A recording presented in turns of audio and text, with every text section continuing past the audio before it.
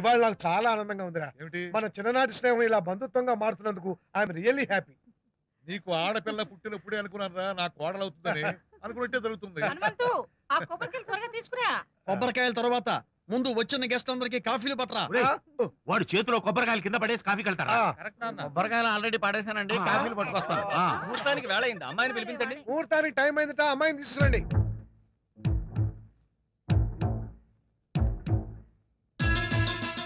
భగవంతుడా, నిశ్చితార్థం అయితే సగం పెళ్ళి అయినట్టే అంటారు. ఇది ఎలాగైనా ఆగిపోవాలి. నాకేదో దారి నువ్వే చూపించాలి. లోపల స్టవ్ మీద పాలు పెట్టాను, వెళ్ళి కట్టి. అలాగే అమ్మగారు. ఈ హనుమంతుగాన్ని రైతు బజార్లో అమ్మేస్తే బెటరా?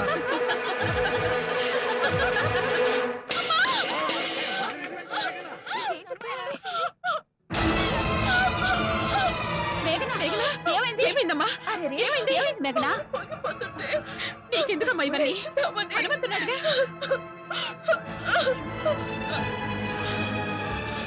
నేను చెప్పిన వెంటనే హనుమంతు స్టవ్ కట్టేస్తే ఇంత పని జరిగేది కాదు. అయినా నీకెందుకే ఈ లేని పనివన్నీ? శుభమాని నిశ్చితార్థం పెట్టుకుంటే చేయకాల్చుకుంటావా? అసలే బాధపడుతుంటే మధ్యలో నీకే ఆకలేంట్రా? లేకపోతే ఏమిట్రా ఈ పని? అయ్యా, అసలు ఇలా జరగటం ఏదో అశుభాన్ని సూచిస్తోంది కనుక ఈ నిశ్చితార్థాన్ని వాయిదా వేసి మరో ముహూర్తం పెట్టుకోవడం మంచిది. ఓకే ఓకే, అలాగే చేద్దాం. ఏ మేఘన, నువ్వు మందిరంలోంచి కిచెన్ లోకి ఎందుకు వచ్చావే? అంకుల్, కాసేపు ఎవరు మాట్లాడకుండా ఉంటారా? తను రెస్ట్ తీసుకోవాలి.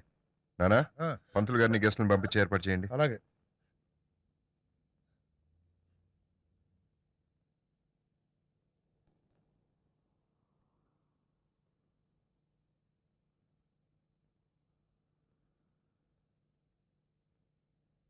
ఎలా ఉందమ్మా?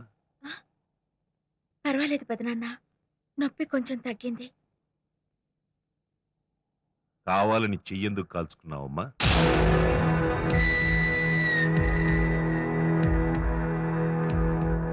నాకెలా తెలిసిందనుకుంటున్నావా? పొంగుతున్న పాలల్లో నువ్వు చేయి పెట్టడం నేను కళ్ళారా చూశానమ్మా.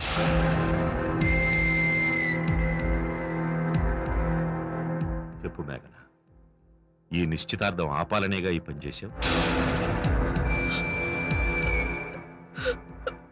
చిన్నప్పటి నుంచి ప్రతి చిన్న విషయాన్ని ఈ పెదనానికే చెప్పావు. ఇప్పుడు ఎందుకమ్మా సంకోచిస్తున్నావు? చెప్పమ్మా, ఎందుకలా చేసావమ్మా? పెదనాన్న, నేను ఇంకో అతన్ని ప్రేమించాను.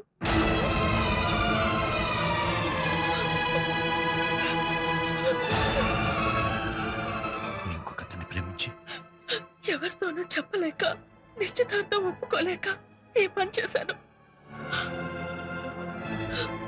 మేఘనా, ఎవరమ్మా నువ్వు ప్రేమించిన అబ్బాయి? ఇప్పటి వరకు ఈ విషయాన్ని ఎందుకు దాచావు? అందుకు కారణం ఉంది పెదనాన్న. అతను నాకు లాస్ ఏంజల్స్ లో కలిశాడు.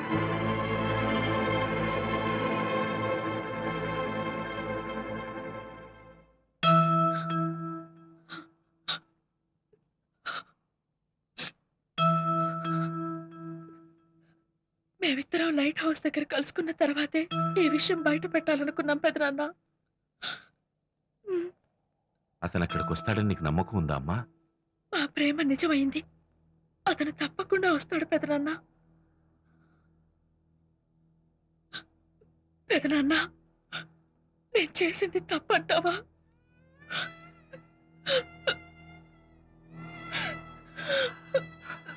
ప్రేమించడం తప్పు కాదమ్మా, కానీ తప్పుడు మనిషిని ప్రేమించడం చాలా పెద్ద తప్పు అవుతుంది.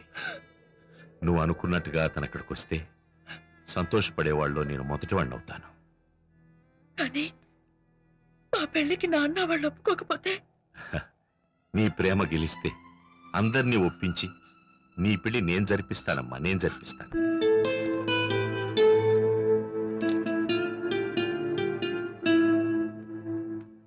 పెదనాన్న నాకు ధైర్యం చెప్పడం ఎంతో ఆనందాన్ని కలిగిస్తోంది. శశి, నిన్ను చూడకుండా ఇన్ని రోజులు ఎలా ఉన్నానో తలుచుకుంటేనే ఆశ్చర్యంగా ఉంది. బహుశా 10 రోజుల్లో నిన్ను కలుస్తాననే ఆశే నన్ను బతికిస్తోందనుకుంటా. శశి, టైం ఎందుకు ఇంత మెల్లగా కదులుతోంది? దానికి మనసు లేదా? ఎప్పుడు ఇంకో రోజు గడిచిపోతుందా అని ఎలా ఎదురు చూస్తున్నానో తెలుసా?